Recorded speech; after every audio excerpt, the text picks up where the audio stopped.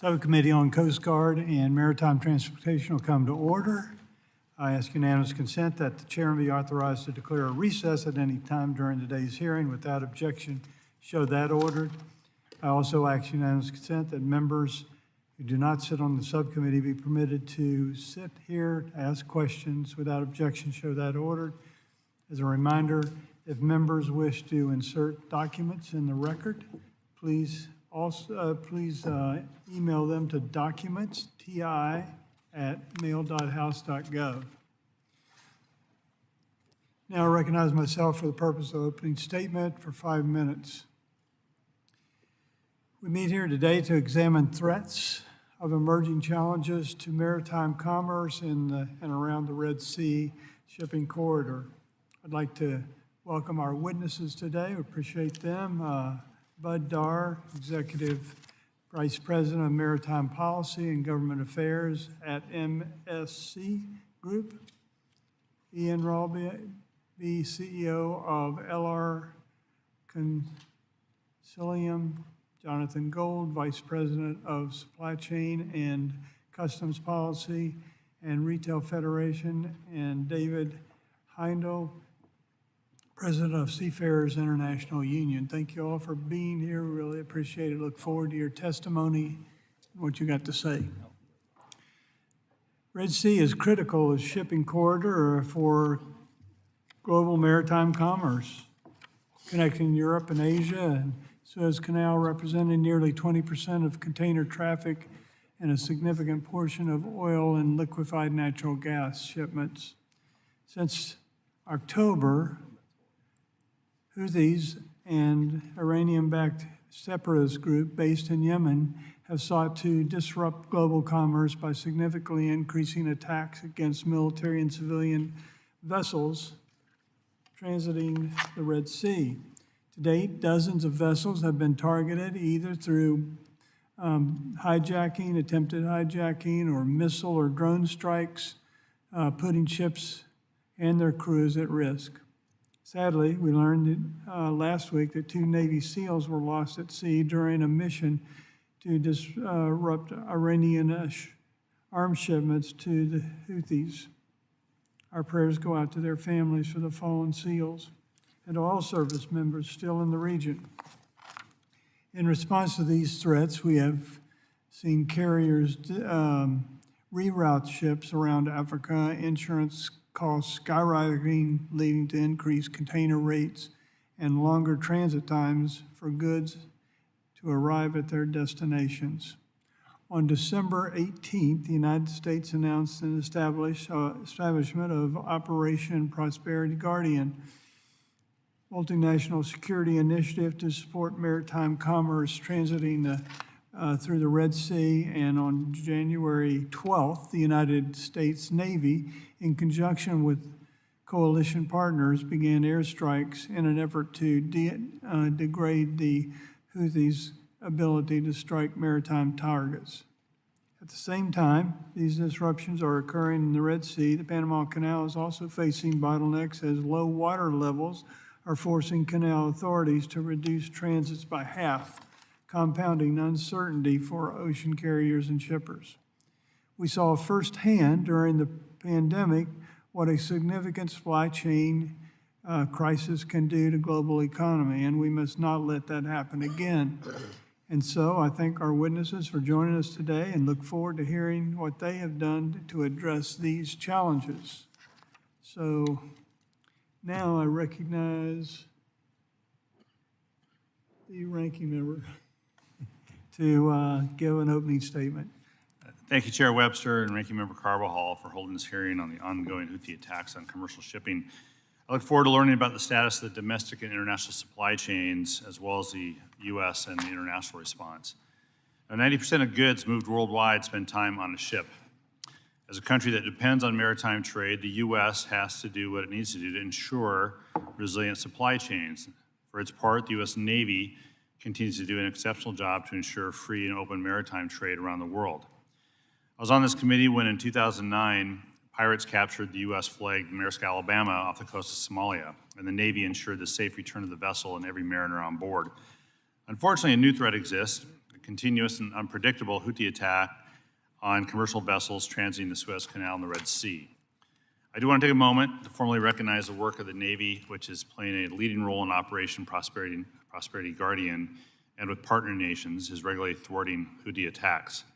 As a result, ships continue to transit the region daily. I am saddened, though, by the death of 2 Navy SEALs who perished during an operation to seize Iranian weapons bound for Yemen's Houthi rebels. Special Warfare Operator First Class Christopher J. Chambers and Special Warfare Operator Second Class Nathan Gage Ingram died, protecting American sovereignty, and their sacrifice kept deadly weapons out of the hands of terrorists. However, the threat posed by Houthi rebels persists. To avoid this challenge, some operators have diverted their vessels around the Horn of Africa, adding 10 to 12 days to the trip, increasing carbon emissions, and $1 million in operating costs to their voyages. Those who do transit the Red Sea face significant increases in their insurance premiums or risk being dropped altogether. In either case, the end result is higher prices for U.S. consumers. And over the past 4 years, the global supply chain has been tested in ways previously unimaginable. From the Houthi attacks in the Red Sea to historic drought conditions at the Panama Canal to COVID-19 related backlogs, one thing is clear: smooth sailing on the high seas should not be taken for granted. Congress responded to the COVID-19 supply chain crisis in several ways. As an example, Congress passed the bipartisan infrastructure law, which, among other things, invests $2.25 billion in the Port Infrastructure Development Program. That investment will help ensure that ports are prepared for inevitable fluctuations in cargo that jeopardize the seamless movement of goods. As Congress passed the Ocean Shipping Reform Act, a bipartisan bill which ensures fair and transparent policies and practices associated with international shipping. And in 2009, in the wake of the piracy attack on the Menace, Alabama, this subcommittee took immediate action by holding hearings and coordinated a comprehensive federal response to ensure the protection of U.S. ships and U.S. mariners. That response involved the Department of Transportation, Department of Defense, Department of State, Department of Commerce, and the U.S. Coast Guard. The result was the immediate protection of U.S. flagged ships, as well as a coordinated international effort to apprehend and prosecute pirates and associated criminal organizations. This time, even more is needed. The Houthi threat requires an international response that goes beyond a justified response in attacking Houthi aggression. Today, we're going to hear from Dr. Walby about the need to empower Yemen to combat the threat internally. Just as the U.S. should continue to stand by Ukraine, we have to support our friends around the world. Their security and sovereignty is our security and sovereignty. And while we can't control the rain in Panama immediately, Congress can ensure that infrastructure here at home works. That means continued investments in roads, rail, airports, ports, vessels, and the women and men that make our transportation system work. It's not too soon to start considering what that next investment in infrastructure will look like, as well as the investment in the U.S. maritime industry. So I look forward to working with my colleagues to ensure the investments that started in the BIL are continued. I would just note as well that we have the responsibility in this committee, the subcommittee on Coast Guard and Maritime Transportation, to look at the supply chain issues with regards to shipping around the world and shipping in the U.S. And that's the focus of this hearing. And I do want to thank the chair and the ranking member for calling it. With that, I look forward to hearing the witnesses and yield back. Thank you, recommended Ranking Member Larson. Now I recognize Ranking Member of the Subcommittee, Mr. Carbajal. You recognize for 5 minutes. Thank you, Chairman Webster. Today's hearing is timely so we can better understand the ongoing situation in the Red Sea and the effect it has on the global economy. About 12% or 1 trillion of global trade passes through the Red Sea every year.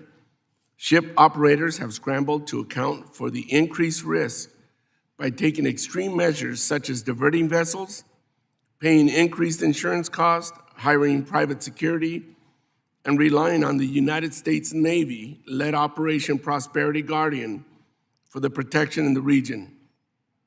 The U.S. and global economy will be affected by this crisis in the Red Sea. The only question is how much. I look forward to learning more about the commercial and economic impacts, but I would like to use the rest of my time to focus on the human factor. Life on a ship is not glamorous.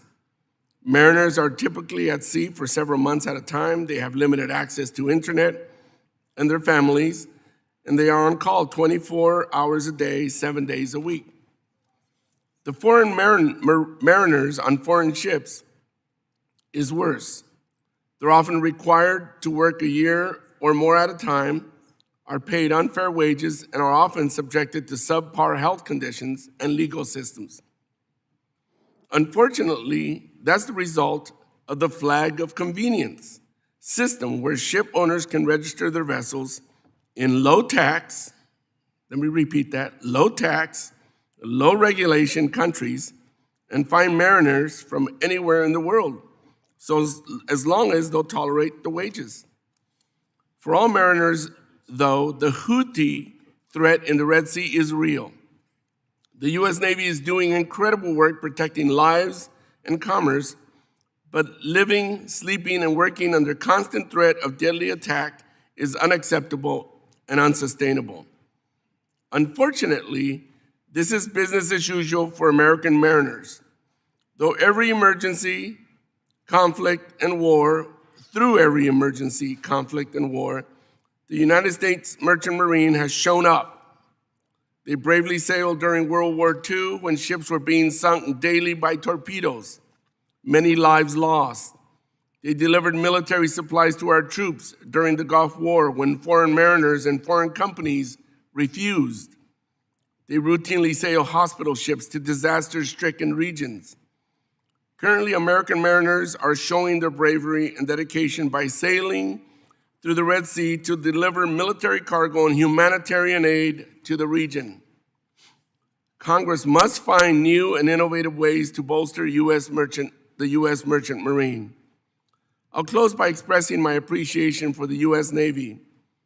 Without them, vessel traffic in the Red Sea would come to a halt in November.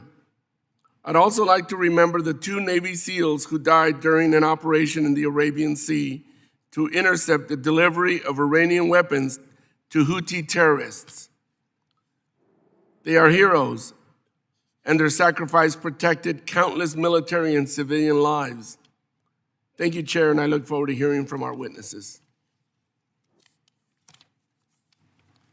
I'd like to again welcome our witnesses. We appreciate you being here. Thank you for being here today.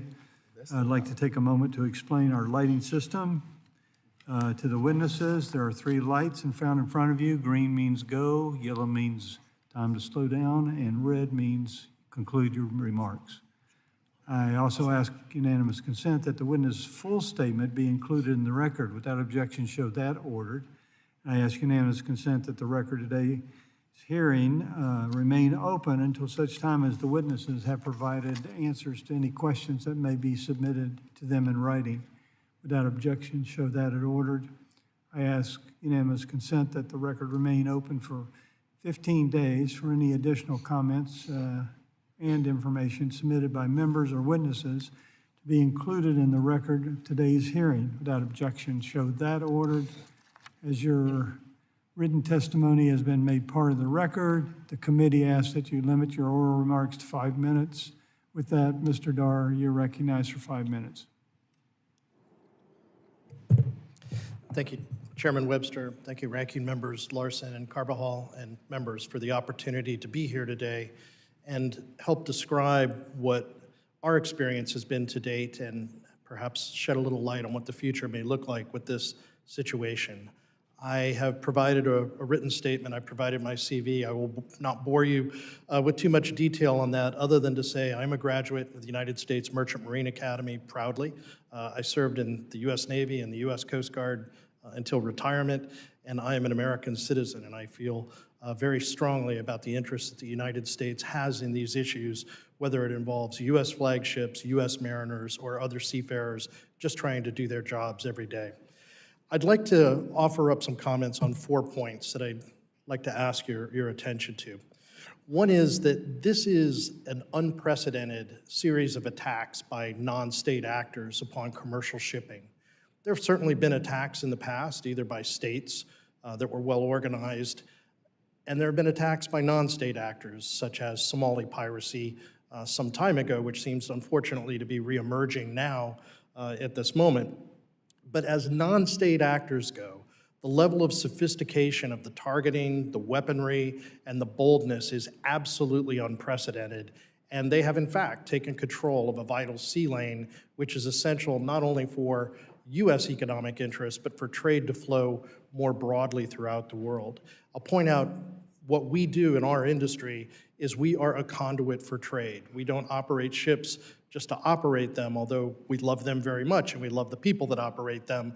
We go where the trade requires us to go, and we will adapt accordingly. I'd also like to offer my express thanks not only to the U.S. Navy, who not only has fought so bravely, sometimes paying the ultimate cost during this particular conflict, but also for keeping the watch over the holidays. I remember many conference calls with CENTCOM where we were at home with our families and they were not. And we are grateful for the contributions that are being made, even if today we are not seeing a genuine improvement on the water to the point where we feel that it is safe. So my second point is we're making this work. It is an extraordinary, unprecedented situation. It is extremely complicated, particularly to adapt global networks quickly, but we are making it work. Commerce is flowing.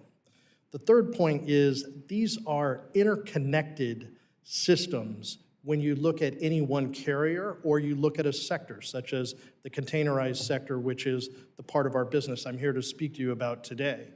You can't look at one particular port or one particular service loop, which would be a series of ports served by a series of vessels, but you have to look at how it fits in with the broader system, particularly where it interfaces with ports and interfaces with the shoreside component of what it takes to keep supply chains moving.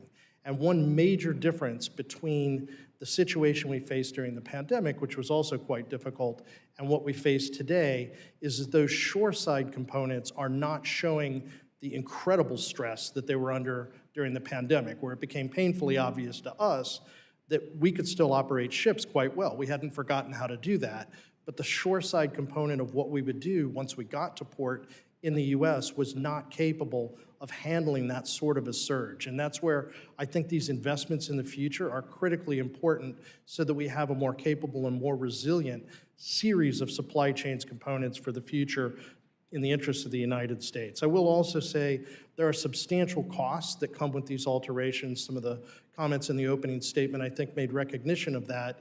And we are still trying to assess the full scope of those costs. At this moment, quite honestly, you have to make a best educated guess that you can, because it's not the same from company to company, it's not the same from service to service, it's not the same from loop to loop, and it's even not exactly the same from ship to ship. But keep in mind, if we need additional ships of a certain type or other equipment to fulfill the surge need, that has to come probably from other service areas, so it causes disruption throughout the whole interconnected network. I believe that situation will normalize. I believe we're in this for a while, at least it feels like that way. And as that happens, I think the market will take over again and pricing will reflect equity from carrier to carrier, customer to customer over time as the market normally can do. And the last point I'll make, sir, is about seafarers. At the end of the day, the controlling consideration here and the controlling point of what the discussion should be, in my humble opinion, has to be about the human aspect of this. I work for a family-owned company. We have almost 200,000 employees, and I can tell you our chairman views them all as family members. It is unique for us, but it shouldn't be.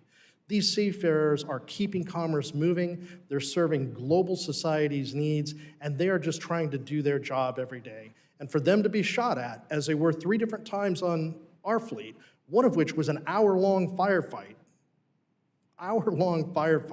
that they were directly in the middle of, is just unacceptable. We've got to find a way to make the shooting stop.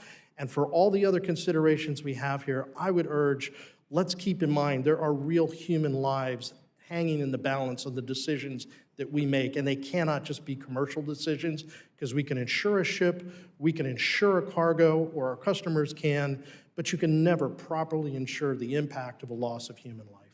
Thank you. Dr. Rabi, you're recognized for 5 minutes. Chairman Webster, Ranking Member Larson, Ranking Member Carbajal, members, I'm Ian Ralby, and I appreciate this opportunity to share with you some of the maritime security aspects of this menace in the Red Sea. And it is indeed a menace. Based on my analysis and that of my team at IR Consilium, I want to make 3 points. First, even if the Israel-Gaza situation ended today with a complete resolution that was mutually agreeable to all parties involved, the Houthis would continue to attack shipping. Second, 100% of the ballistic missile capabilities of the Houthis could be taken out, and the Houthis would still attack shipping. And number three, if the US continues to be the face of the counter-Houthi narrative and the counter-Houthi operations, others will continue to be inspired to join the Houthis and potentially could join them in attacking shipping as well. Since the 19th of November, the Houthis have seized on a convenient narrative that played into something that they wanted. They have opportunistically taken advantage of the Palestinian situation and made it a cause that aligned with their own interests, albeit hypocritically so. If we look at that hypocrisy, the Houthis have, over the last 10 years, killed more Muslim Arabs than Israel has in 75 years of its existence. The Houthis do not care about the Palestinian cause except insofar as it furthers them. Furthermore, they are protesting that situation by targeting innocent civilians. And that hypocrisy needs to be pointed out. By not having divorced the narrative between what is happening in Israel and Gaza and what is happening on the Red Sea, we have allowed the Houthis to gain momentum, gain new members, and to inspire others as being a party that is doing something it really isn't. They are looking out for their own interests, and they are loving this situation for the momentum it has given them. Unfortunately, they are also loving the fact that we have bombed them now. For 10 years, they've been spouting the narrative that they were at war with the US and the UK, and that was one of the ways that they motivated people, and particularly brainwashed some of the youth in Yemen, to join their cause. Now, the whole world's media is telling them that they are actually at war with the US and the UK. And so we've given them inadvertently credibility, and that credibility has given them relevance, it's given them visibility, and they love the taste of the significance that they now seem to have. So they are going to continue looking for ways to attack. And so even if we take out 100% of their capabilities on the ballistic front and on the drone front, they will find other ways to be continually attacking shipping, as we've learned from other piracy incidents in other parts of the world, from Somalia to the Singapore Strait to the Gulf of Guinea and beyond. It doesn't take very much to be able to disrupt maritime commerce. And they have certainly the will to do so and have in the past tested the use of remote control bomb boats and even found unmanned underwater systems that have been capable of potentially attacking shipping as well. So now the world is watching and the Houthis are enjoying it, but we have to be very careful because if we do not change how we are approaching the Houthis, we're going to continue to inadvertently embolden them. They have an incredibly low regard for human life. They've shown that over and over. They have weaponized food for their own people. They have killed, as I said, more people over the course of the conflict than died in the entire conflict in Afghanistan over 20 years. They are not to be treated as a rational party in the way we see rational thinking. And so we must suspend our own approach for what we think would be the right way forward to look at how to deal with the enemy that we actually face, not the one that we want. We have to pull their attention away from shipping. And in order to do that, we have to also embolden the government of Yemen. The government of Yemen holds the keys to this situation. Without them taking up and fighting to regain their own sovereignty, we are setting ourselves up for a long-term problem. At the moment, the Houthis are a threat to the people of Yemen. They are a threat to the region. They are a threat to global shipping. They are a threat to the entire global commerce. And as a result, they are a threat to the United States public. Thank you very much. Mr. Gold, you're recognized for 5 minutes. Thank you, Chairman Webster, Ranking Member Larson, Ranking Member Carbajal, for the invitation to testify today on behalf of the National Retail Federation on the impacts of Red Sea shipping disruptions. Retail is the nation's largest private sector employer, contributing $3.9 trillion to the annual GDP and supporting 1 in 4 U.S. jobs. That's 52 million working Americans. Having a safe, efficient, predictable, and timely supply chain is critical to the success of any retailer to ensure that products are available to the consumer, whether they shop online or in store. We all saw firsthand the disruption caused when supply chains were completely overwhelmed during the pandemic. Through significant efforts, supply chains were returning to normal and congestion issues were resolved. We are now faced with another significant supply chain disruption because of the attacks in the Red Sea. This is on top of the restrictions impacting the Panama Canal, as was mentioned by the members. While the volume of U.S. trade through the Suez Canal is small, the disruption impacts are being felt far and wide. The biggest challenges for retailers are the additional volatility, cost, uncertainty, and overall risk to the supply chain. Retailers are being forced to readjust their supply chains to ensure product delivery. Our members are seeing increased time, additional 10 to 14 days or longer to the supply chains to compensate for longer vessel sailing times around the Cape of Good Hope. Our members are also seeing an increase in shipping costs. There's been a significant increase in freight rates on the spot market. While not as high as during the pandemic, there are concerns about what this means for future contract rates. Carriers are also seeking a number of different surcharges and fees, including war risk surcharges, emergency contingency surcharges, and others. We understand that longer vessel times impact fuel, labor costs, and insurance costs. Our members want to make sure these fees and surcharges cover real costs and are not intended for profit. One member has told me that they have had carriers ask for an increase of $1,500 to $3,000 per container, which represents a 38% to 73% cost increase for directly affected cargo. We're also hearing that the rates and surcharges are not just being applied to directly impacted cargo, but to other routes such as the EU to US route because of equipment availability. Some members are also noting that their overseas vendors are starting to see some challenges with their ability to source raw materials in a timely manner, as well as increased costs for those components. Retailers are working closely with their supply chain partners to address the disruptions and to implement mitigation strategies. It is important to note that retailers are making decisions now regarding back to school and holiday shipments. Some of these strategies include transiting the Cape of Good Hope, as talked about. For cargo and vessels waiting to transit the Red Sea, the carriers have made the decision to shift around the Cape of Good Hope. NRF members have to rely on the decision of the carrier, but then address the delayed transportation issues once the cargo arrives in the U.S. Our members are also indicating that they are shifting supply chains back to utilizing West Coast ports and then using intermodal rail to get their cargo back to the East Coast. Unfortunately, the Panama Canal is not a viable option right now. Some retailers are shifting their cargo from more sensitive to air cargo for more timely and sensitive shipments. In addition, retailers are working with their overseas vendors to encourage early shipments to avoid disruptions. While many are focusing on the current situation, more challenges will be created the longer these disruptions continue. The federal government needs to start paying attention to these issues now to help avoid significant congestion in the coming months. We are now entering the new cycle for new ocean contract negotiations.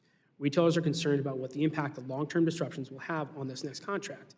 We do not want to see rates similar to the pandemic, which could impact inflation. Shippers are also looking to shift back to the West Coast ports. We know a significant amount of cargo had shifted away because of the pandemic and the most recent labor negotiations.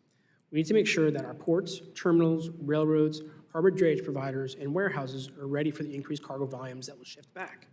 Rail car imbalances and increased demand could result in more congestion and increases in dwell. We're already hearing that the dwell time is starting to tick up on the rail side. We need to make sure we have an available fleet of chassis and readily available terminal appointments to be able to move containers out of the terminals as quickly as possible. Some believe this congestion could begin within the next 4 to 6 weeks, so we need to convene stakeholders now to plan. There are also concerns that vessels and equipment will be out of position, including empty containers, because of the longer sailing times. Vessel space is becoming increasingly constrained, which may impact replenishment for spring and summer merchandise. Some carriers are canceling certain services, which will create additional capacity constraints in the market.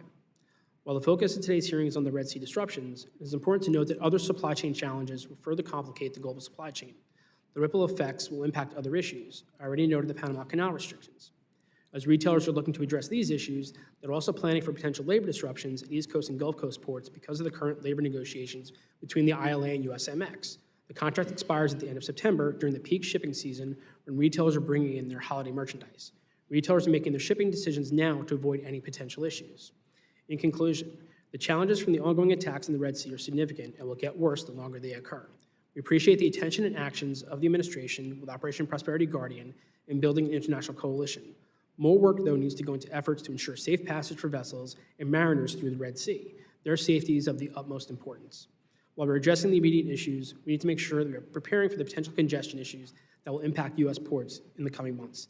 Thank you again for the opportunity to testify today. Mr. Heindel, you're recognized for 5 minutes. Thank you, Chairman Webster, Ranking Member Carbajal, and the members of the committee for letting me testify today.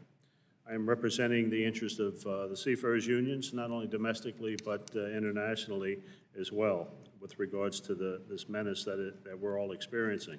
We represent the crews here in the States of the U.S. flag vessels that have been attacked in the Red Sea. These attacks in the Bab el-Mandeb Strait have disrupted international commerce and represent the greatest threat to the Merchant Marine since World War II.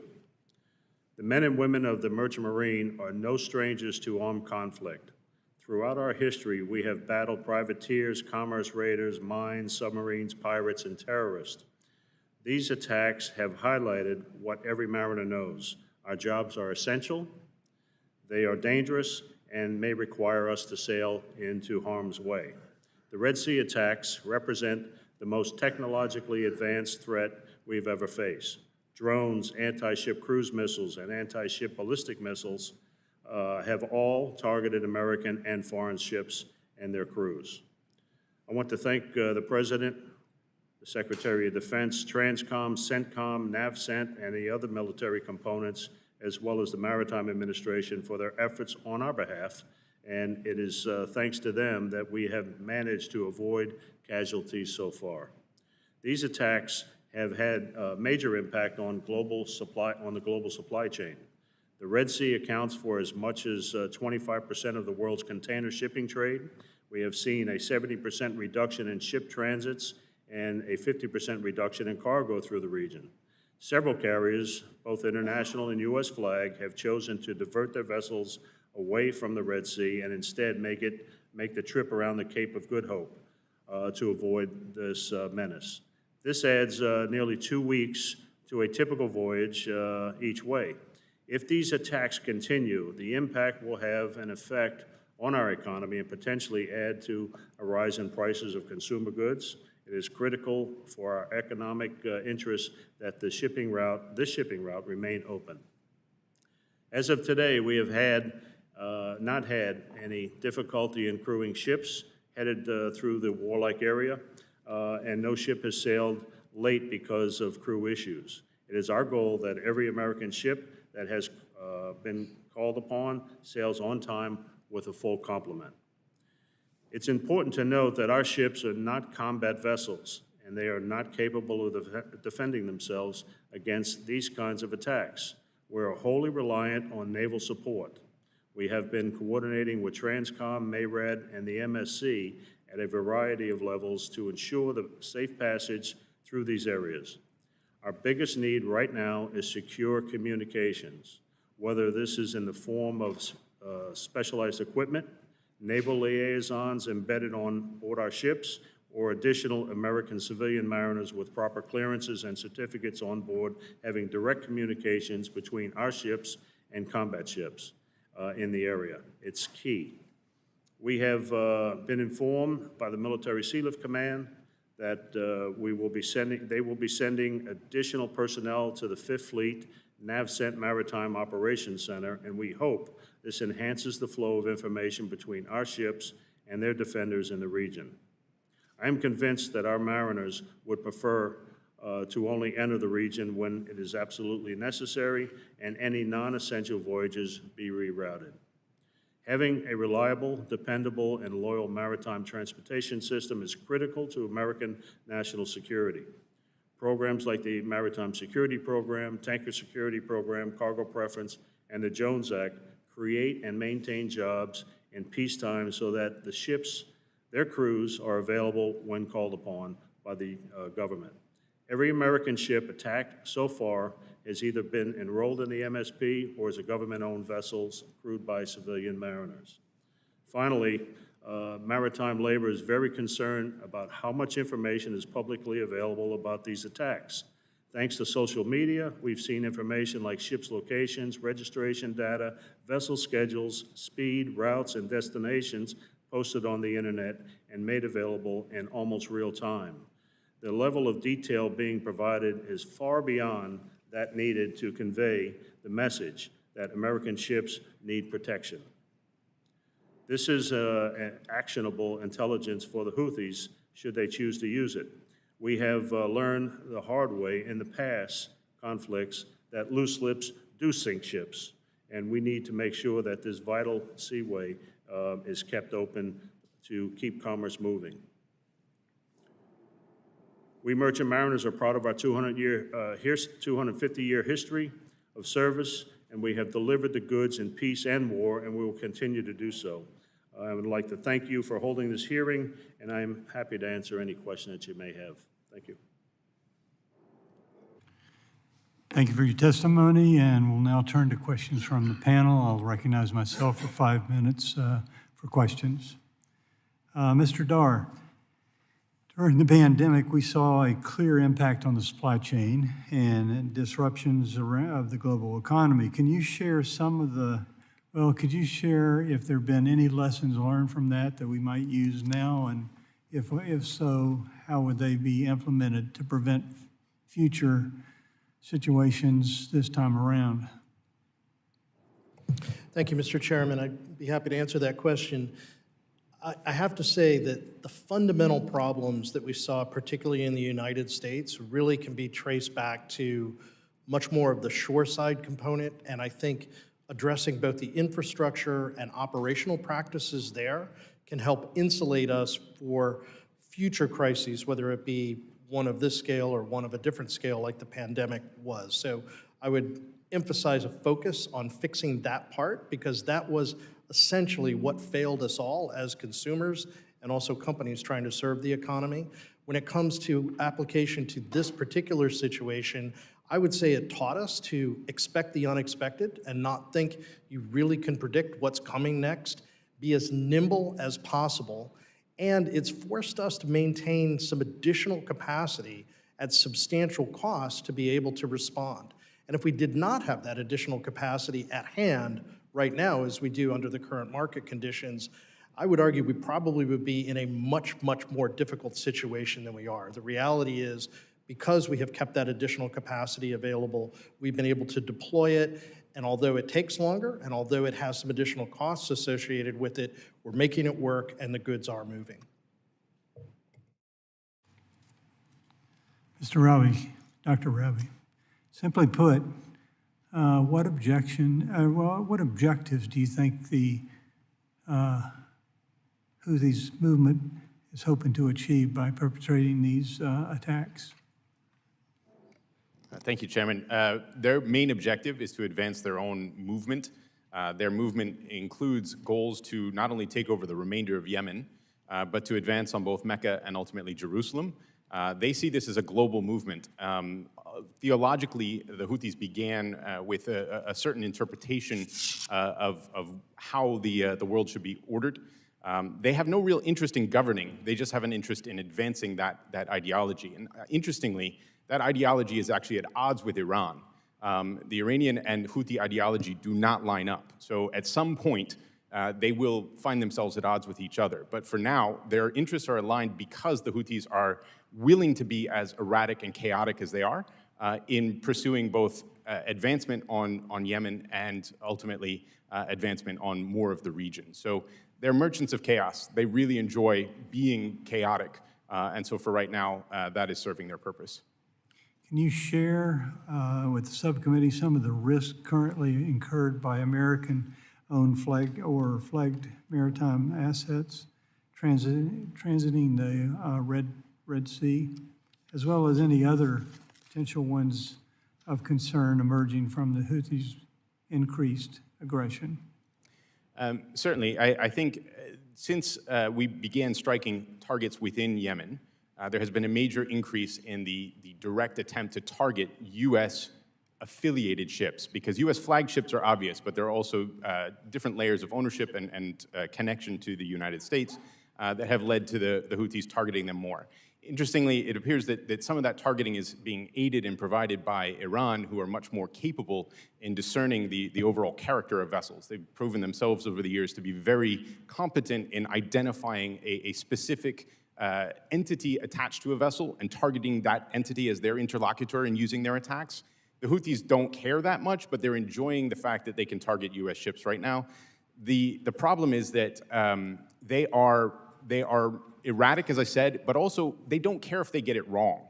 So as much as they may be targeting one nationality of ship, they're likely indifferent as to whether they actually hit it, as long as it gets some attention, and they're also indifferent as to whether they hit something else or someone else. And so this is a grave threat to all shipping, but certainly at the moment, the increase in attention on the U.S. and U.K. vessels has been problematic. Thank you very much. Looks like my time's out. So, Mr. Carbajal, you're recognized for 5 minutes. Thank you, Mr. Chair. I'll yield to our ranking member, Larson. Thank you, Mr. Carvajal. Mr. Heindel, your statement warns that loose lips sink ships. Can you underscore a little bit more how concerned maritime labor is about the availability of vessel movement information, which I can get on my phone right now, right? So can you talk a little bit about that? Well, there's been quite a bit. Obviously, it's very hot news today. The media is all covering it, and specifically the maritime media is covering it very heavily. And if you happen to look at some of the issues, and it's practically daily, that are, or I should say coverage that they're putting out there, it is showing vessels where they are, and they're tracking these vessels. It's almost like, as I said, real time. Now, perhaps it may be a few hours old, it may be a day old, but the fact is that if the media is covering it to such a degree and putting this information out there, it's not healthy. It's not healthy for our mariners. It's not healthy for the vessels that we're sailing on. It's important that I think it be said that you don't have to have all of the details and the photos that they're putting out there in their journals or blogs, if you will.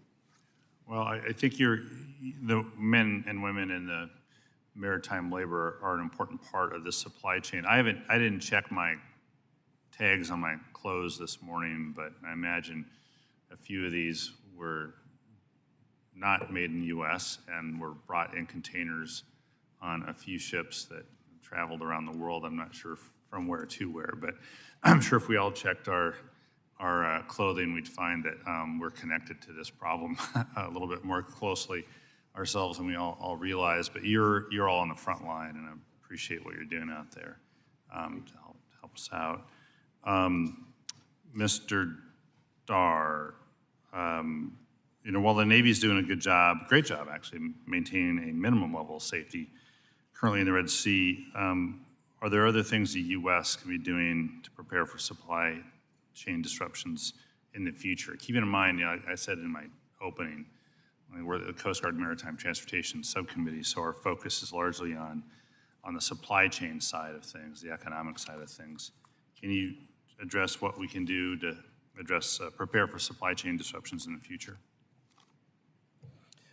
Thank you, sir. And when it comes to your original comment about how closely connected we all are, I think that's very true, and I would urge everyone to think about that, because, again, we are a conduit for world trade, and we work best and we serve our customers' needs the best and ultimately the consumers best when supply chains are functioning in an integrated way. So I would suggest infrastructure investments in the physical infrastructure, changing some of the operational constraints on maintaining inventory so there's more of a surge capacity, including impacts that it may have on warehousing and shipping capability and things like that. Find the right balance between regulating what needs to be regulated, say on the environmental side and the safety side, against the practical needs of keeping goods moving. It's not an easy thing to do, but that pragmatism is required in order to keep things functioning. From the Navy standpoint, of course, keeping the sea lanes open. I think it was my third day in Navy boot camp when I was a very impressionable 18-year-old when I was taught that was one of our fundamental missions. And I think worldwide, whether it's the Red Sea, Strait of Malacca, doesn't matter. I think that's an essential part of it to keep commerce flowing. But what's happening today with the kinetic responses to the activity there, that's treating a symptom. And I think that ultimately to keep sea lanes peaceful and open requires a strong element of diplomacy that maybe we shouldn't expect to shoulder on behalf of the United States Navy or other navies, but rather the diplomats and government leaders that support that.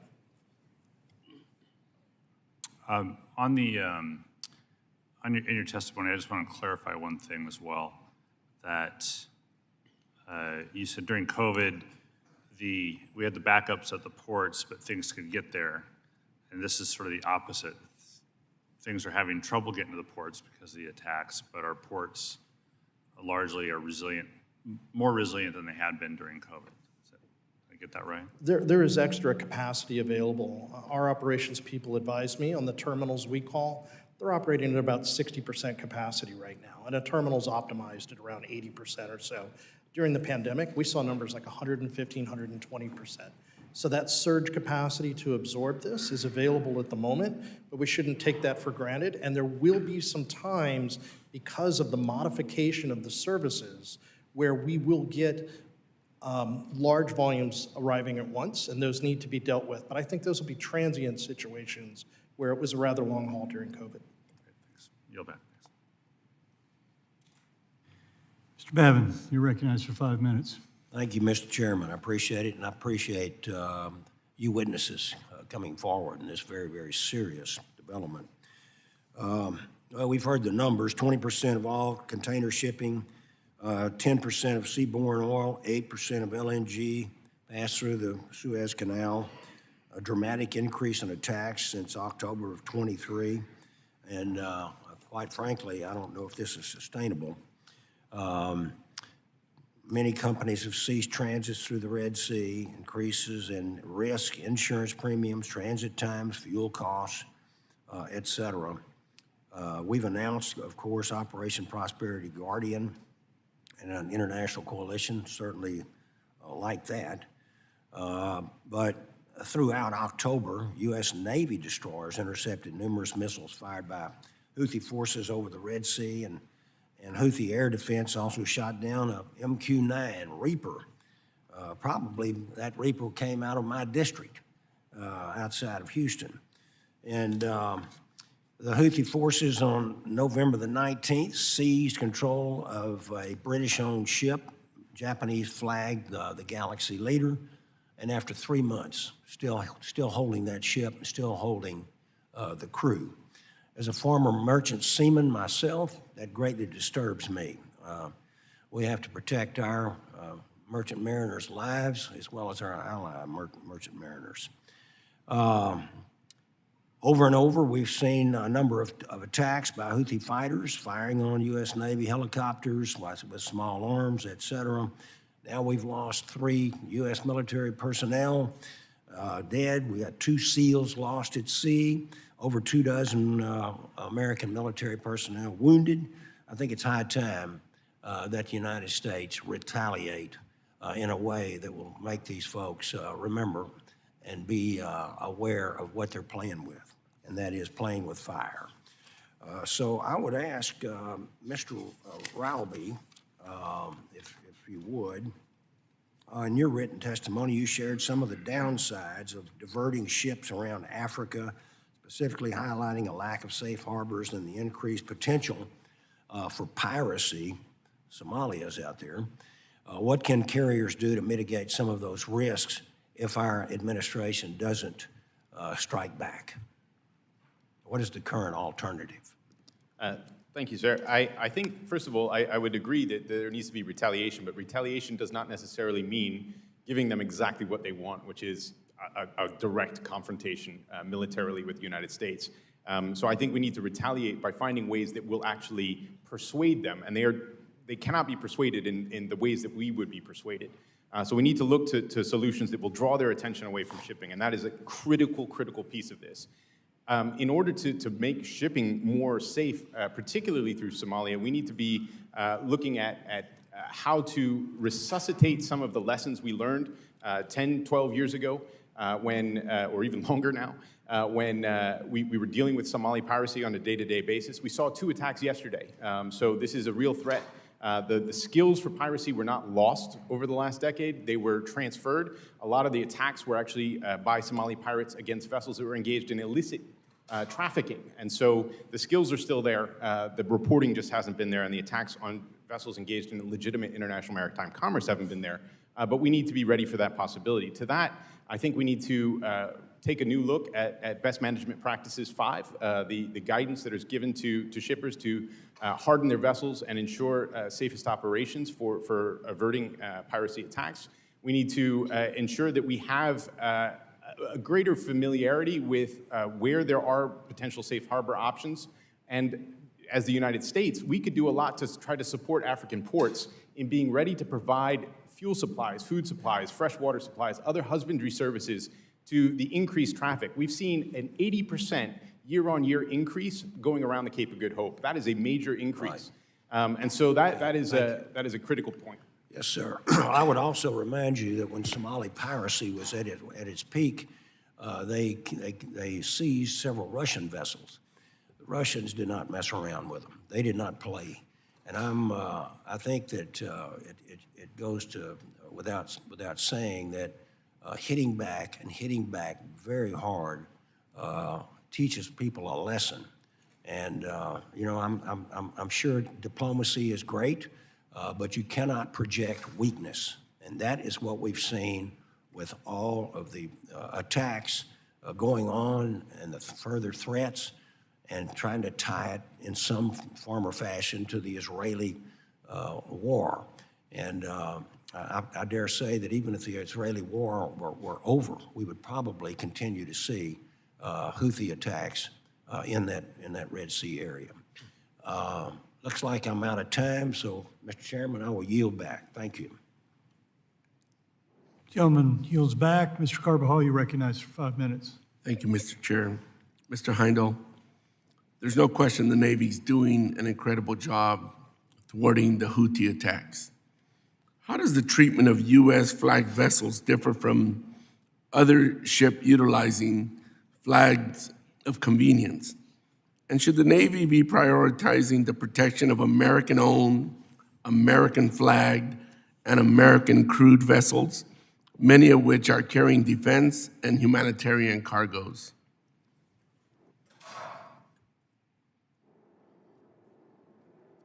Thank you for that question, Congressman. In simple terms, I believe they should be. But we do have an obligation as well to support all commerce going through that area. I believe that's the goal. But if there are going to be ships that are queuing up to be escorted through the area, I believe that U.S. flags should be priority.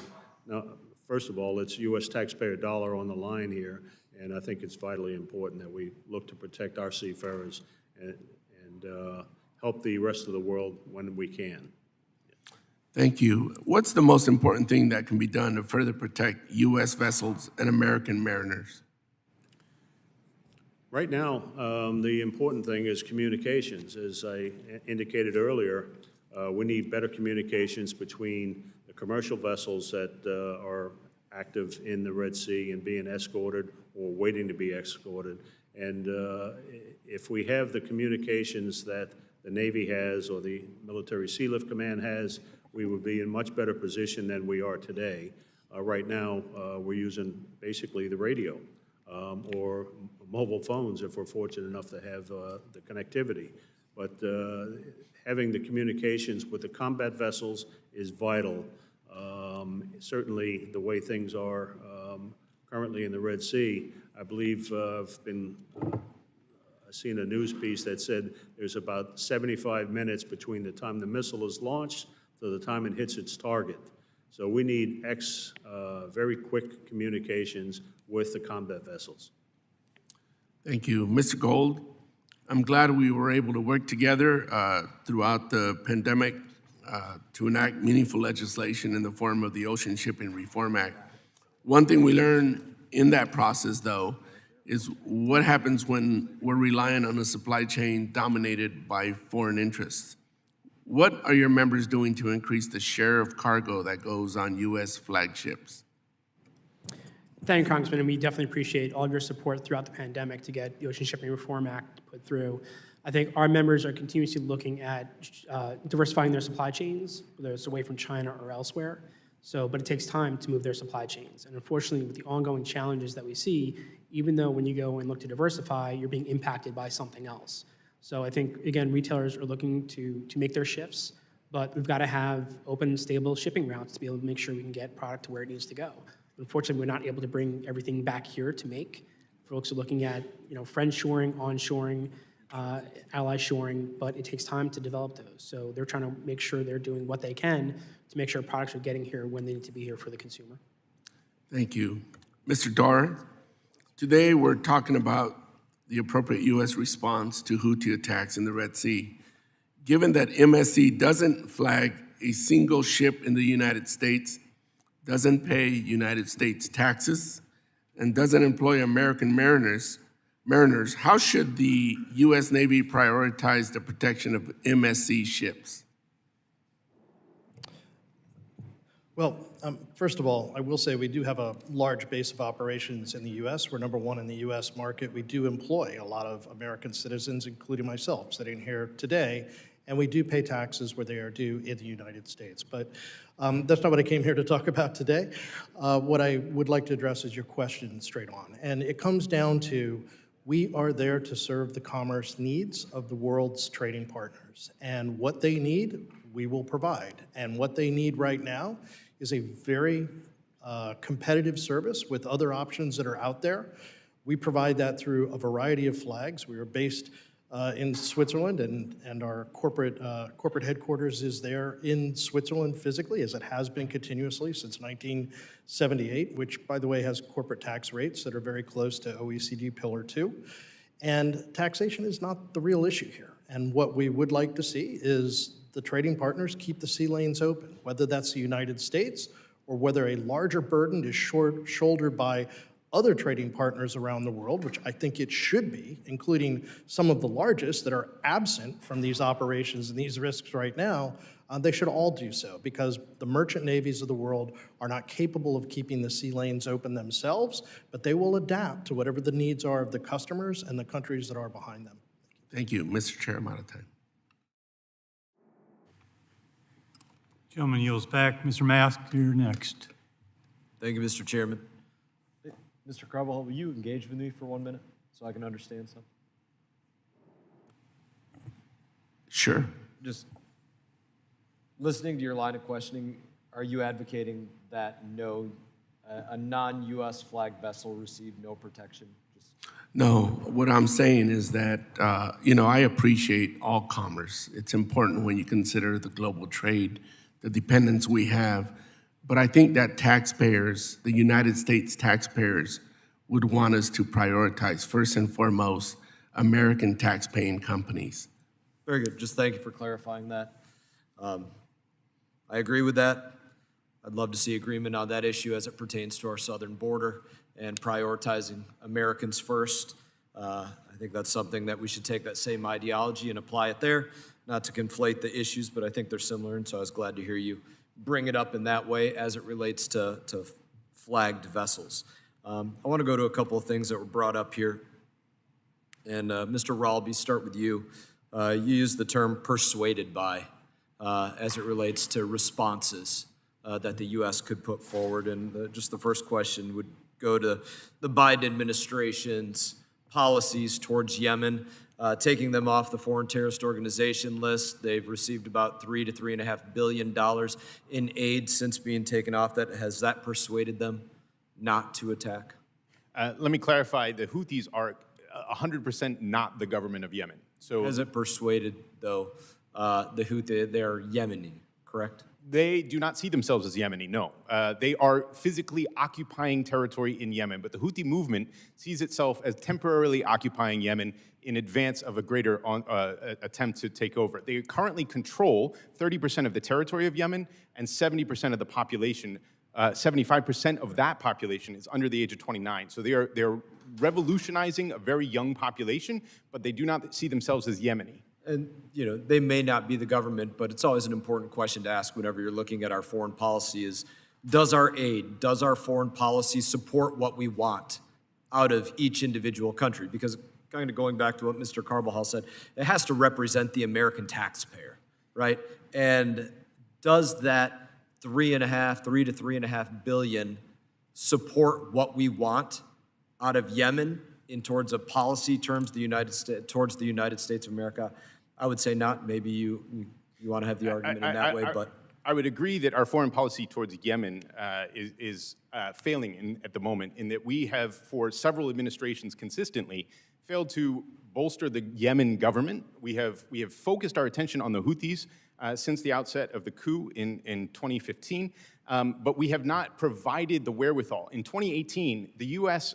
Was part of a major effort to prevent the government of Yemen from retaking the port of Hodeidah on the Red Sea coast. That is now a critical strategic failure on our part, because if the government of Yemen controlled that sea access, we would perhaps not be having the same conversation we're having today. And so I agree that we need to rethink our foreign policy towards Yemen, particularly because Yemen has long been the sort of forgotten corner of the Middle East. It's a very sad reality. And so we've not paid enough attention to understanding as well the Houthi mentality, which is why, to the point of Mr. Babin and others, we need to strike back, but our way of striking back has to be geared towards providing benefit to the US public.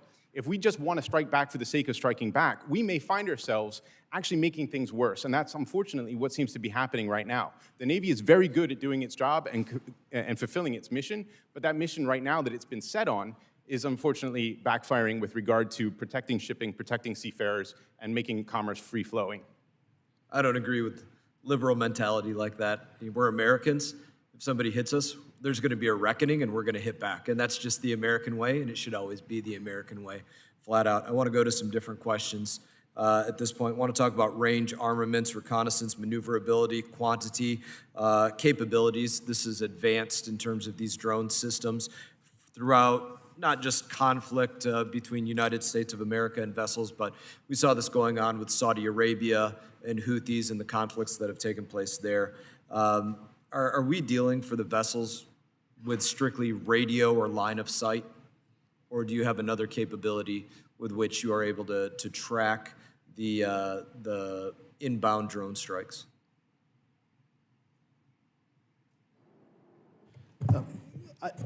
Generally speaking, what the military operators have said is to use some established lines of communication via CENTCOM or through UK MTO secondarily, and that the first should come through VHF, which obviously has some downside because everyone listens to VHF 16, including the bad guys, but also that they offer satellite communication options where if you call them, they will pick it up, but that's not a secure line of communication.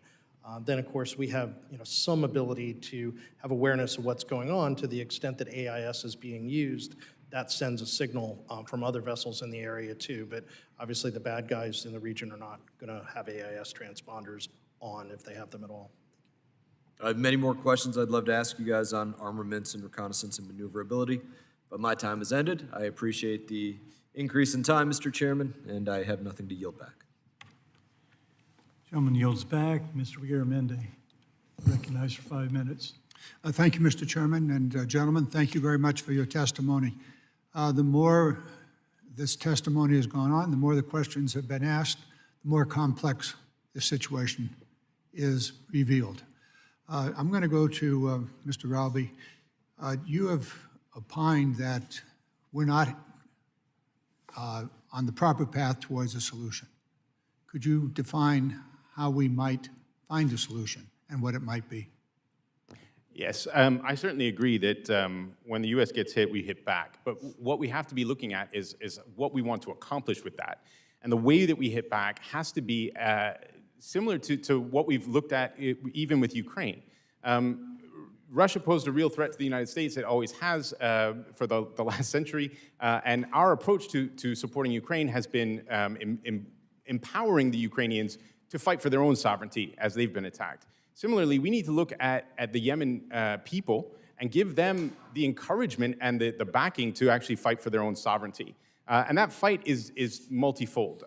Yes, it may be kinetic, but at the moment, they also need to be recognized. The fact that there is still confusion in critical circles around the world as to whether the Houthis are the government of Yemen or not is part of the problem. We do not understand Yemen, and so a starting point needs to be there. That then needs to also come with our help in divorcing the narrative between what's happening in Israel and Gaza and what's now happening in the Red Sea. Otherwise, we are not protecting shipping, and we're not protecting U.S. interests, because they will continue to attack. And we have to provide that divorce of the narrative in order to help embolden some of the neighbors to be willing to speak up. Egypt has been ominously quiet on this subject, though they are losing a huge amount. Their canal revenues are dropping precipitously. Their economy is going to take a major, major hit. And unfortunately, they are not going to eke out even a comment unless we divorce that narrative. We then also need to get better in the information operations space. We have allowed the Houthis to control the narrative, and they are very good at it. Their propaganda machine is really quite impressive for the target audience that they're going to.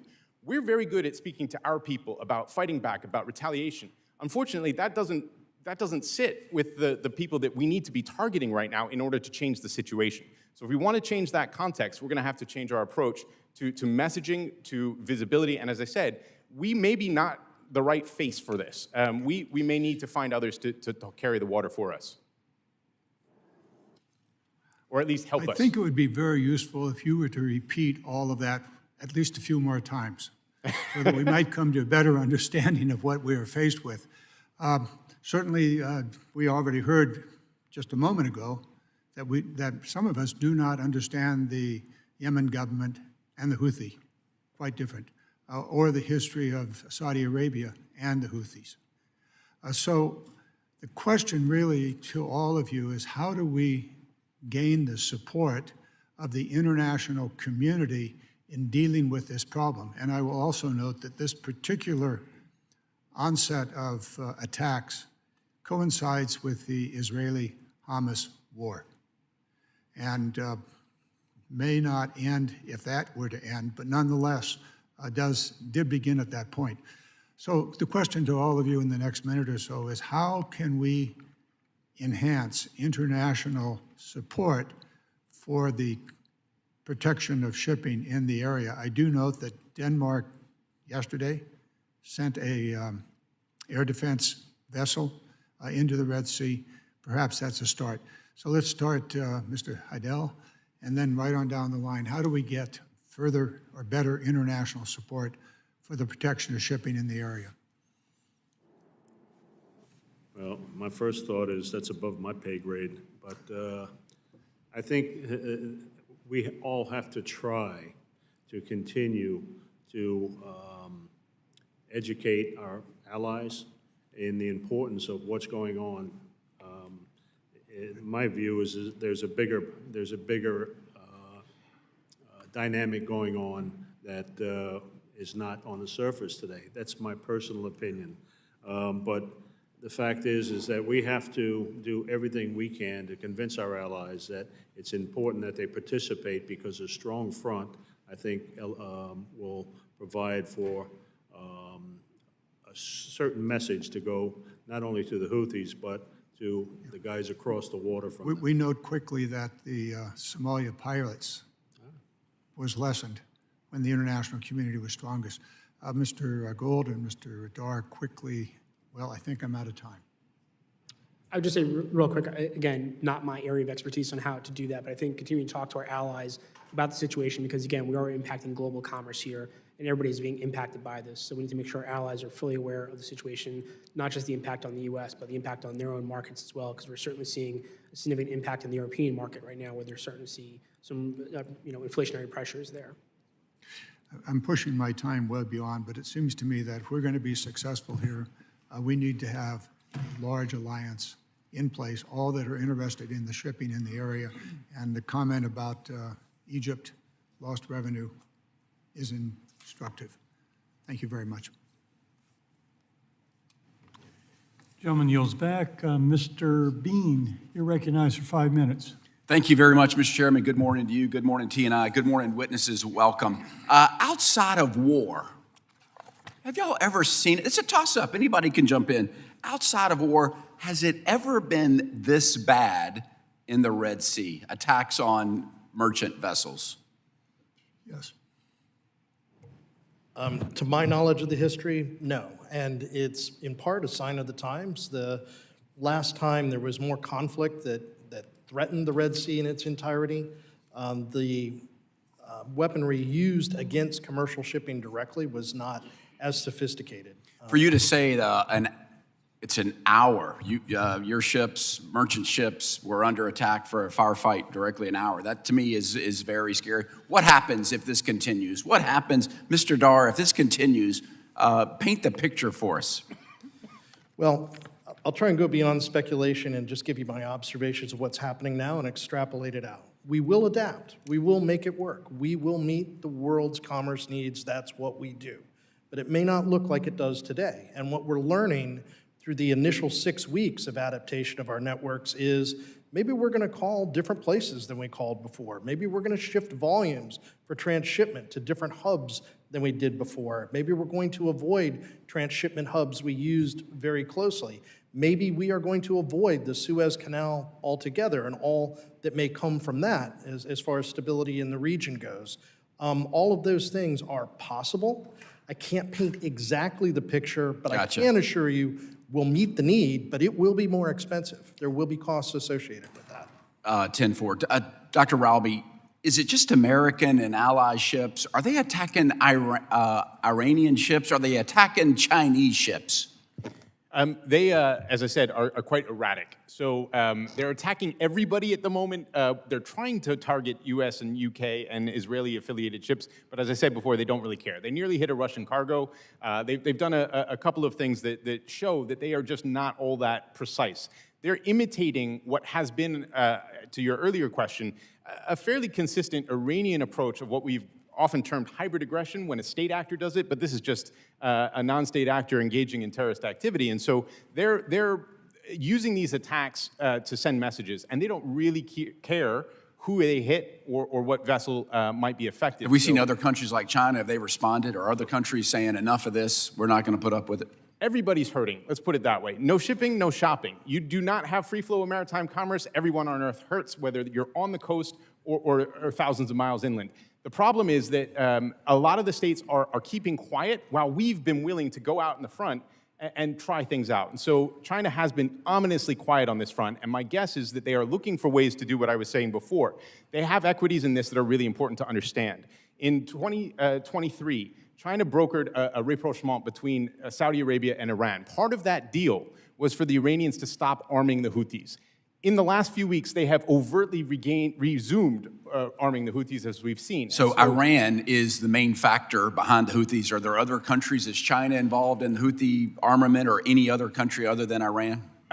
The armament flow goes through a number of countries, and the illicit traffic of arms has been well ingrained so that they have different directional flows that allow them to gain weapons. China has been involved, Iran has been involved, I'm sure Russia has been involved. There are a lot of countries that have been involved in the illicit flow of arms for years.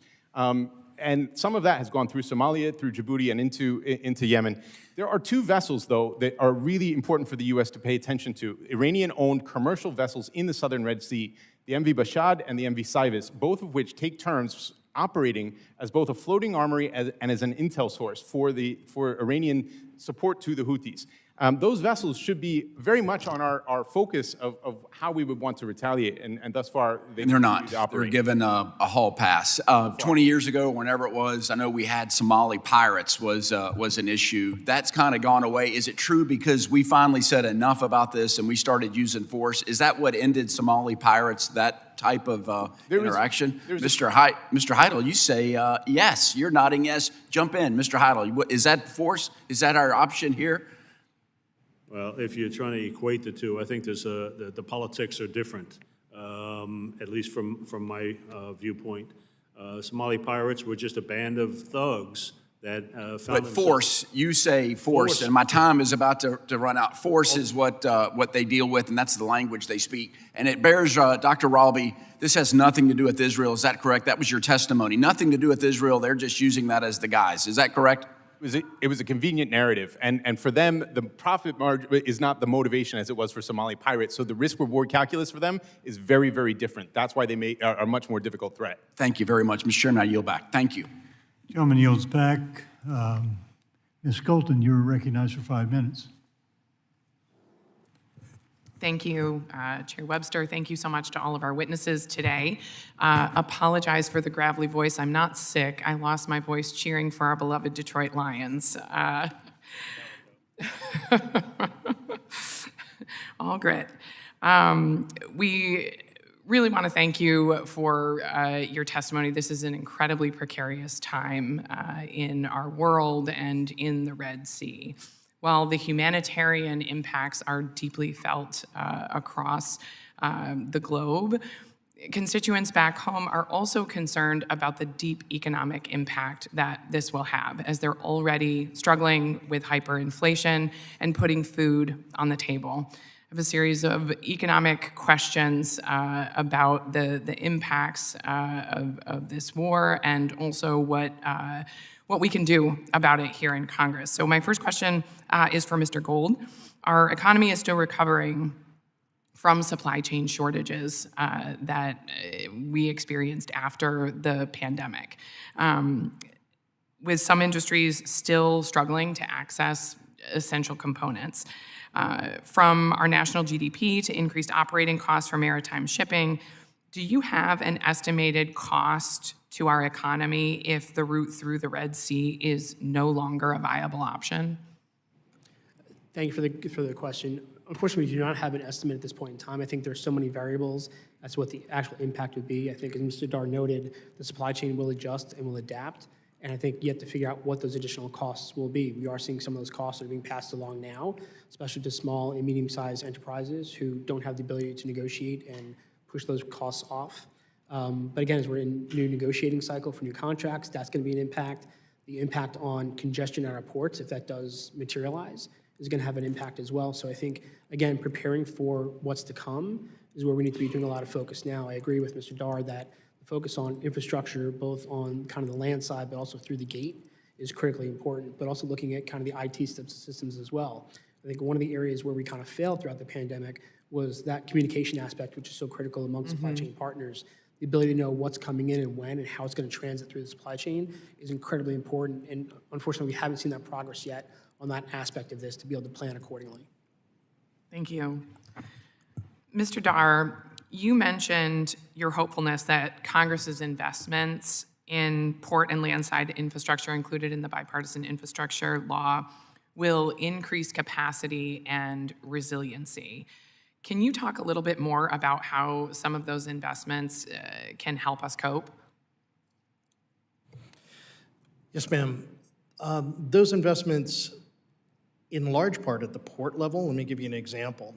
In the U.S., we are largely constrained by the geography of the ports and the terminals that we have. And so to build a new terminal, while not impossible, is very, very difficult, and they tend to encroach upon other users of that land space. So the more we can do to densify the operations in the terminals and make them more efficient, while also, I should point out, in our company's model, maintaining the workforce, because it can be done, and it can be done effectively because the volumes go up.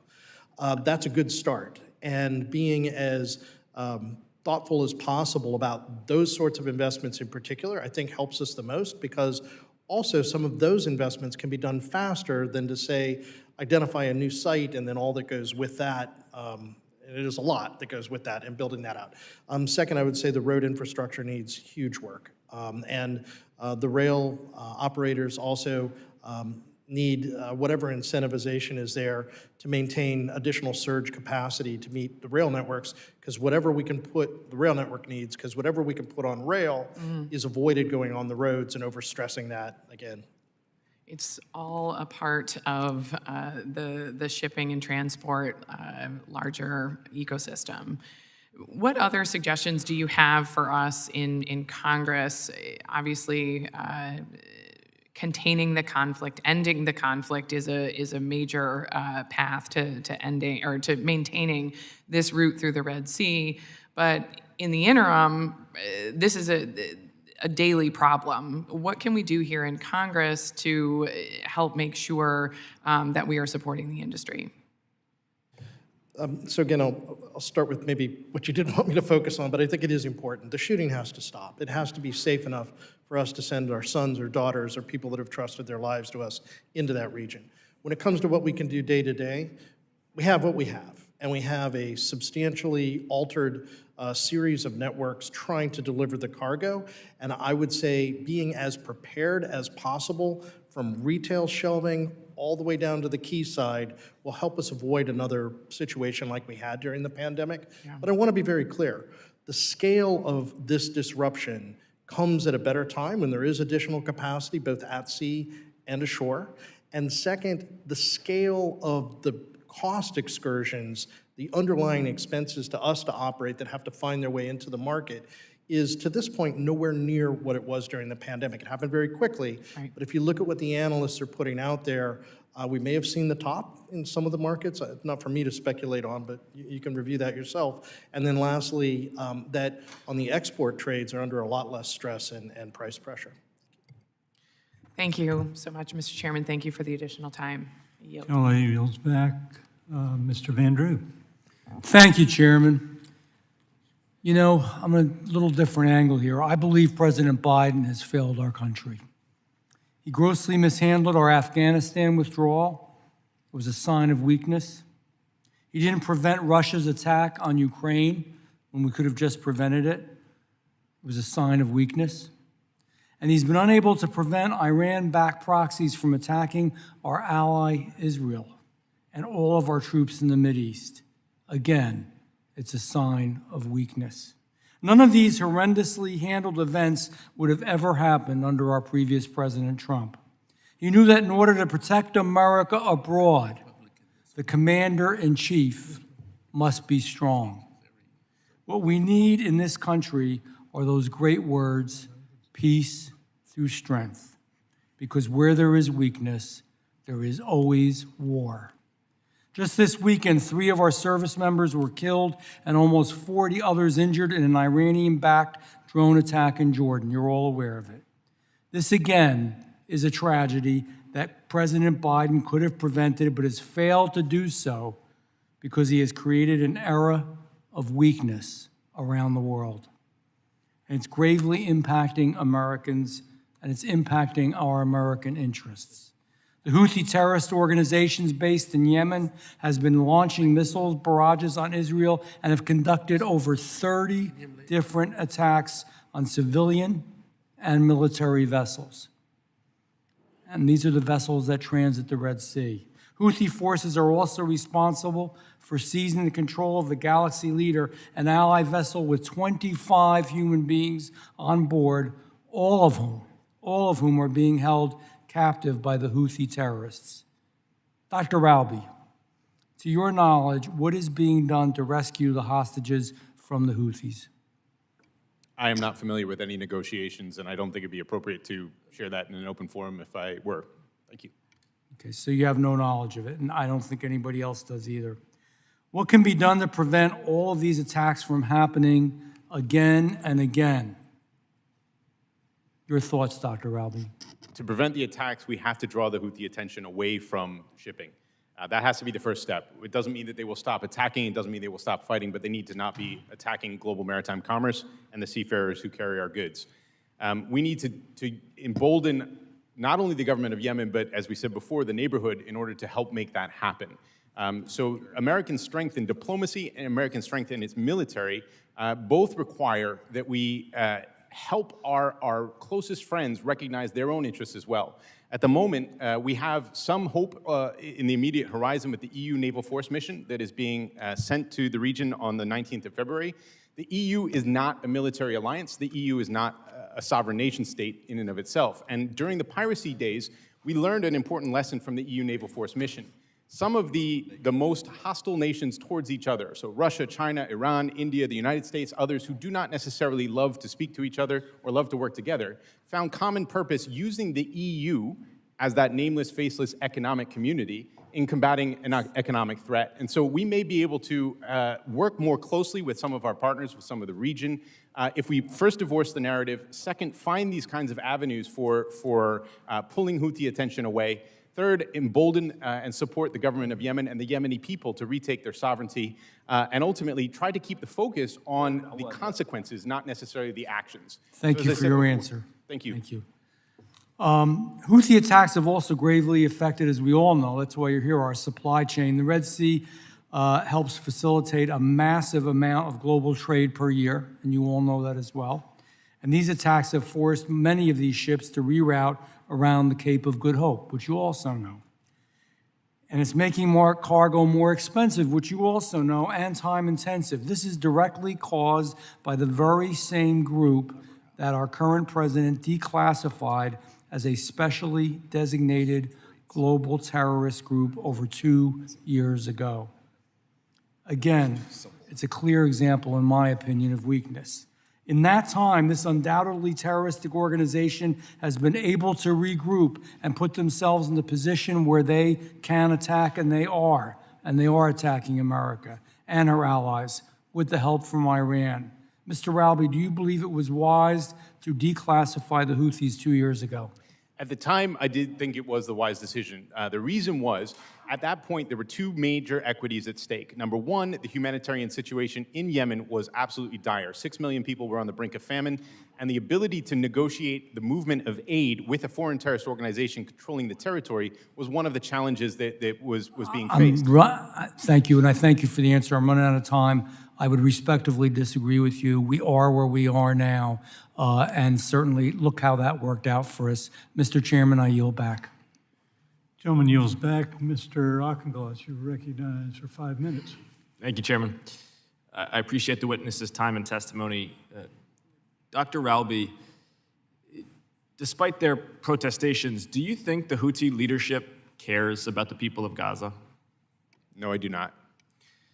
And is it true that, in fact, under their brutal, incompetent, nefarious governance, that 10 times as many people have died in Yemen as have died in Gaza? I'm terrible at math, but sounds about right. Yes. And so I would note for those in the United States and elsewhere who are cheering on these Houthi pirates who have designed to make them into social media stars, who are chanting, who are rallying to their flag, that they are supporting terrorists who have killed American service members, who have been sadistic to their own people, and who seek to undermine the very rules of international commerce that have allowed peace and prosperity to spread the world over. Do you think the Houthi leadership gains or is weakened with direct confrontation with the United States? One important thing to note is that the Houthi leadership is a bit of an amorphous body. It is always intentionally decentralized.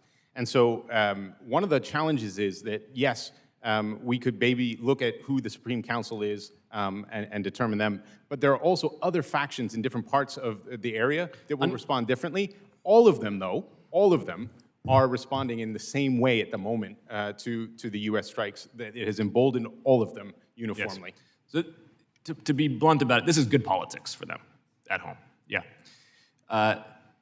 And so while I hear the outrage and the sense of urgency from my Republican colleagues, and viscerally I share it, anytime American merchant marine, anytime American service members are under harm's way, we also have to recognize that we don't want to walk in to the game that our enemy wants to play. So let's now unravel what might actually scare Houthi leadership. They are reliant on Iran as their patron state, is that correct? They are. And Iran itself is reliant on China as the purchaser of its oil exports, is that right? They are. So is it safe to say that China could exercise significant influence here if it wanted to reduce support and funding for the Houthi? Very much so. And yet, as a member of the Select Committee on Competition with the Chinese Communist Party, I want to highlight that China is not only missing in action as a purported upholder of international commerce and rules, but is in fact actively undermining the potential for a peaceful resolution to this issue. The deal that they brokered between, I use the word broker maybe in quotation marks because really it was a performance, but that they claimed to help broker between Saudi Arabia and Iran required that those states bring the Houthis under control. Obviously that hasn't happened, and yet China has done nothing to curtail or punish Iran for that. China has also done nothing to ensure the safety of the Red Sea, is that right? That is correct.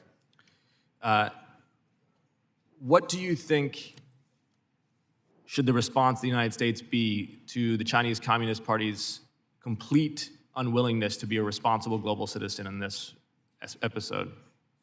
Well, first of all, I think it needs to be made clear that that is a major factor. China has also a signed treaty by Xi Jinping himself with Ukraine not to stand in if anybody attacked them. They didn't do that. They are very good at not fulfilling their obligations when things get hot. And in this particular situation, they're probably a bit frustrated by the equities. They did host, I would say, that deal between Iran and Saudi Arabia, which complicated in some ways their position because they now have a vested interest in maintaining that détente, that rapprochement between Iran and Saudi Arabia. And the Saudis have very complicated equities with regard to the Houthis. So they're probably quite frustrated right now. And their economy is the most trade dependent of any in the world. Absolutely. So they're hurting, but they're actually probably enjoying watching us take the first set of hits for this. They are a looming question mark, and we need to call them out quickly. Yet another example of the malign and malicious attempts at global leadership from the Chinese Communist Party. I yield back.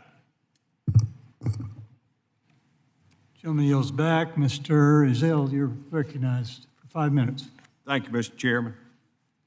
The Houthi attacks that are targeting maritime vessels in the Red Sea represent a direct threat to maritime transportation and ultimately to the world's supply chains. The Trump administration recognized the threat posed by this group and took decisive action by designating the Houthi rebels as a global terrorist entity, which would allow the placement of crippling sanctions on these fighters. However, one of the Biden administration's first actions communicated a message of weakness as President Biden removed the Houthis from this designation. We are witnessing a clear trend. Past actions by President Biden continue to strengthen terrorist organizations and encourage global attacks.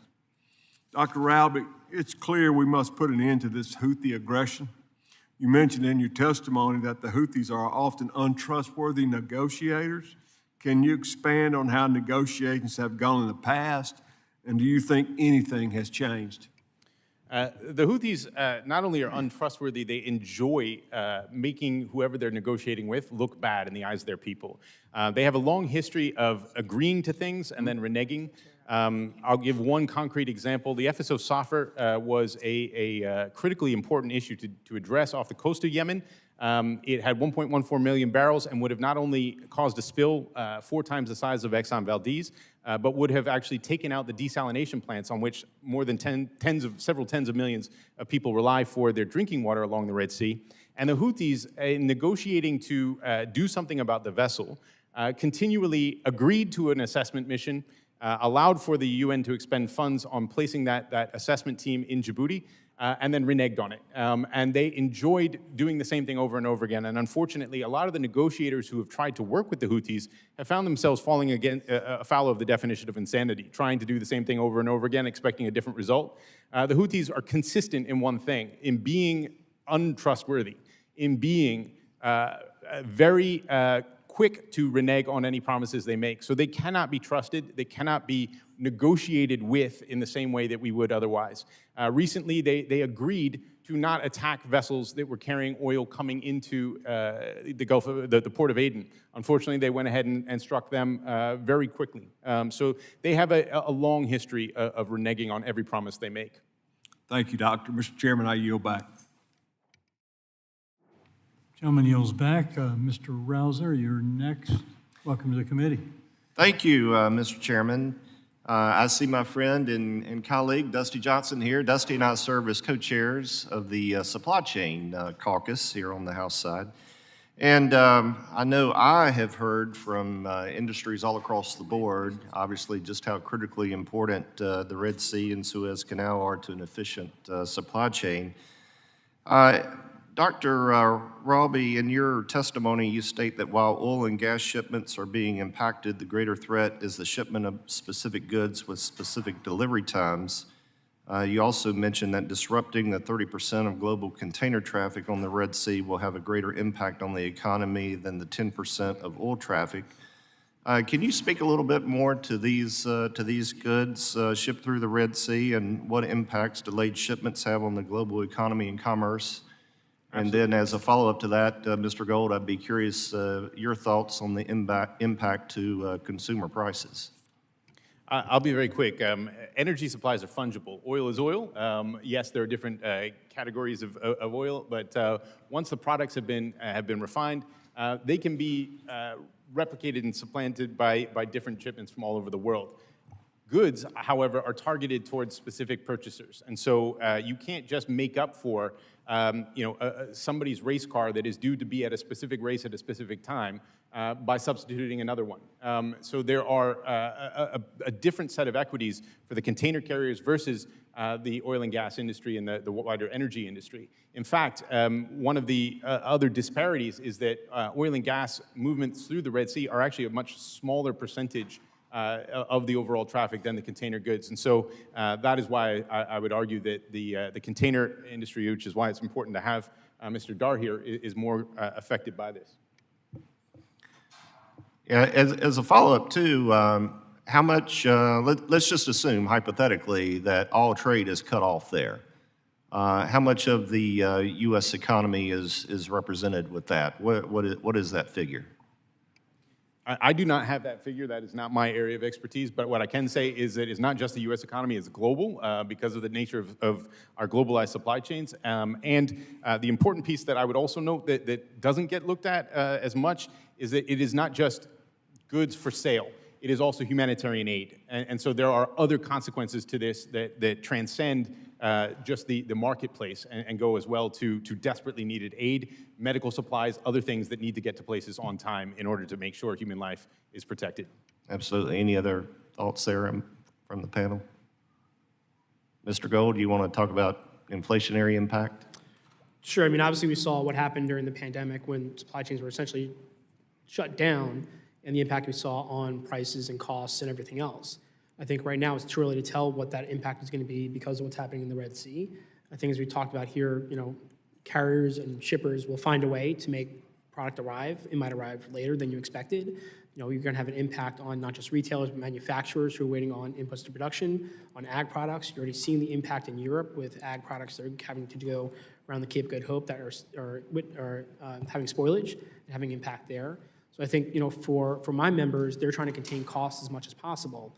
So again, for the larger retailers, they're more nimble at being able to do that. For small and medium-sized companies, that's going to impact them more because they don't have that ability to negotiate on whether it's rates, surcharges, what have you. And again, it's not just on the rates that you're seeing in the surcharges, but it's the other impact on the congestion issues that we're going to witness if the surge does come and starts to clog up reports once again. You're going to see the additional charges from every mode of transportation throughout the supply chain as we witnessed during the pandemic. Hopefully we won't see the prices rise as much. That shouldn't be an issue. But again, it's way too early to tell what that economic impact is going to be. But we need to start paying attention now and working through those issues so we don't have congestion as we witnessed during the pandemic. So what improvements do we need to make at our ports? What kind of alternative thinking, additional resources, what kind of opportunity does that present to us? I think the biggest issue right now is, as we talked about earlier, we're making investments on the land side infrastructure, but we've got to work through some of the operational issues that really caused the congestion issues we saw during the pandemic. We've got to make sure all of the stakeholders, the carriers, terminals, drayage trucks, railroads, warehouses, the shippers are all talking to each other to understand what's happening at any point in time so that we don't have the congestion issues. Making sure we have equipment readily available, the chassis, the rail cars, are there when they need to be there and not cause further congestion. Mr. Dart, it looked like you had something to say. I did, thank you, sir.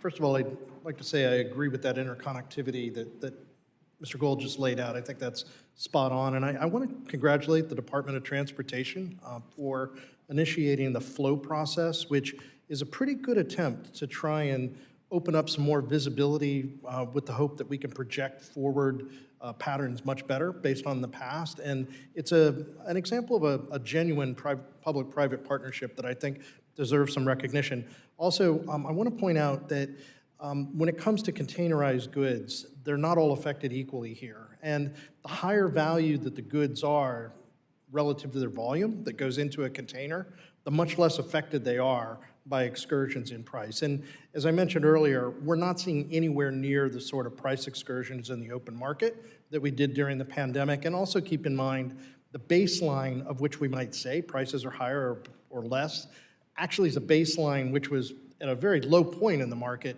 below pandemic levels, and in a lot of cases, like, for example, in exports of U.S. ag cargoes, a lot of those we were carrying at below our costs at the time. So it's not painting the full picture, just to look at an absolute pricing point. Thank you. Thank you very much. Sorry, Mr. Chairman, I appreciate your indulgence, though. Sorry to go over.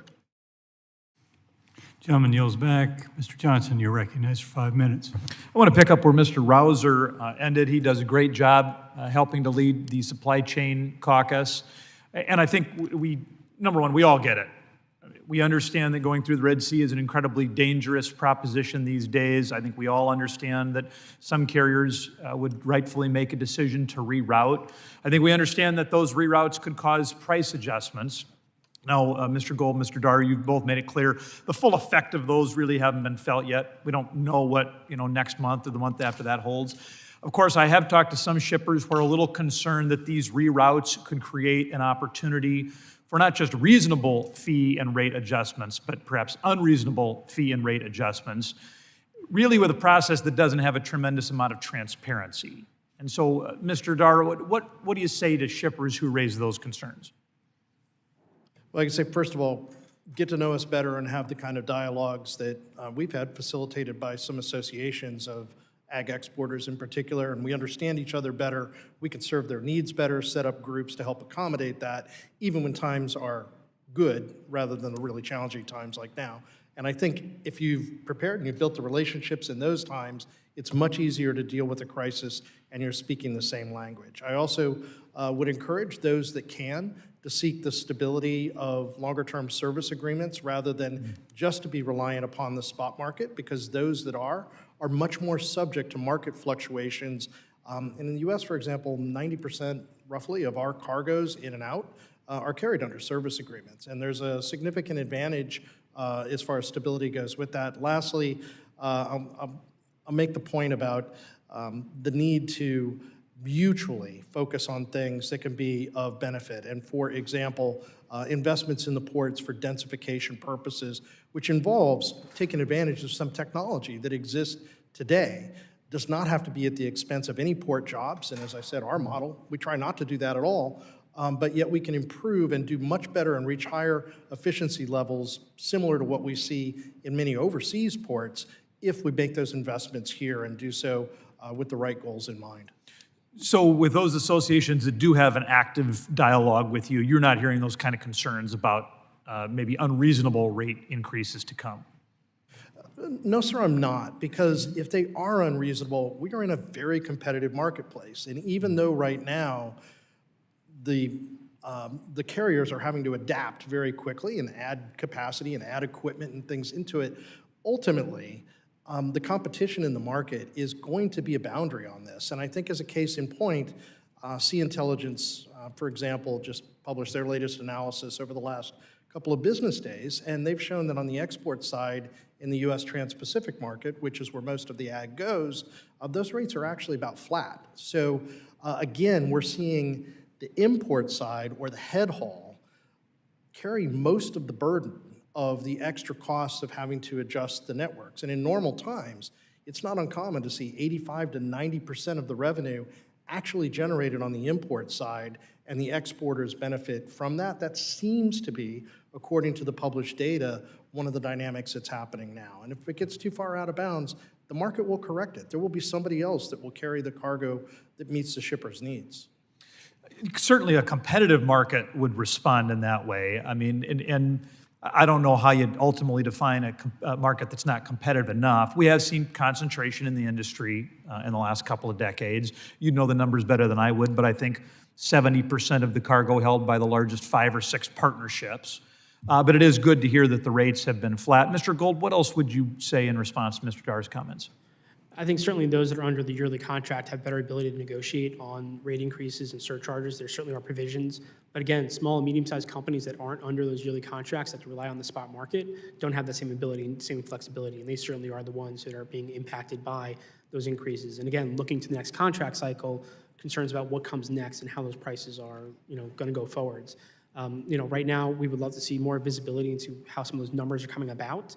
I think from what I hear from my members, they are working with the carriers and negotiating and figuring out, how much of those surcharges they're going to take on.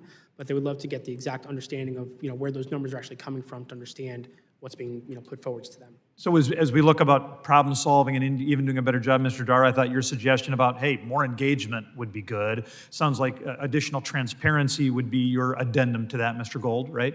I think so, yes. And we're looking forward to the hearing the Federal Maritime Commission will be holding on February 7th on this specific issue. Yeah, thank you very much, gentlemen. And with that, I yield back. Gentleman yields back, saying there's no further testimony, and I'd like to thank the witnesses for being here and their very good testimony. Thank the members for being insightful. Thank the audience for being respectful. Hearing's adjourned.